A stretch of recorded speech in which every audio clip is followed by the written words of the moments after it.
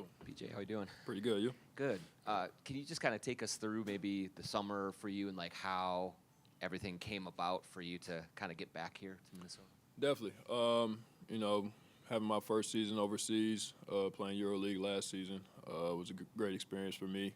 Coming back home, definitely wanted to hopefully get back in the NBA. That was always the thought process, but just was taking it one day at a time, working out, enjoying family, and got that call to have the opportunity to come here and was super excited. Didn't think twice about it.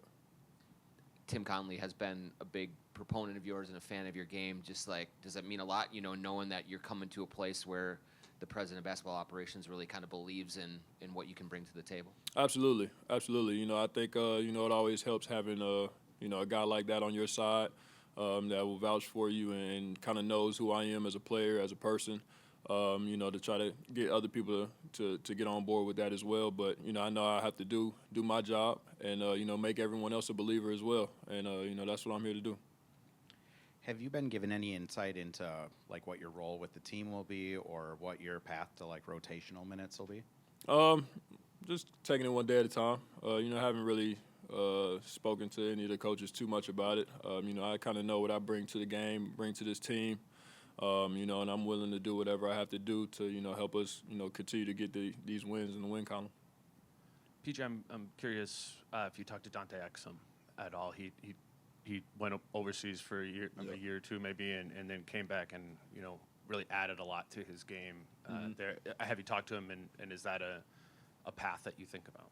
Yeah, I haven't talked to him. I don't know him personally, but I definitely am a fan of his journey and what he's done to get to where he is now. I was playing in the same with the same club that he played in overseas in Serbia, so. I was familiar with his path, his journey. I watched some film on, the things that he did over there for them. And, I kind of took that role for them as well. So, just super excited to see him, also be back here and progress the way he's progressed. And, it's definitely something that I'm looking forward to as well. Then I wanted to ask you about you played against that Mike Conley, Rudy Gobert, Joe Ingles, Utah Jazz team in the bubble in that playoff series. You were playing a lot. What did you think about those guys then, needing to play against them and like kind of connecting that together to being teammates with all three of them now here in a completely different place? Definitely. The camaraderie they had as a team, their willingness to play for one another was always something that they was really good at, which kind of made them a tough competitive team that we had to play against. And seeing all three of them, I think that's, when you can keep those three guys together, which are the three guys that helped them win a lot of games. So, I think it made sense to have them together here, and I'm looking forward to it.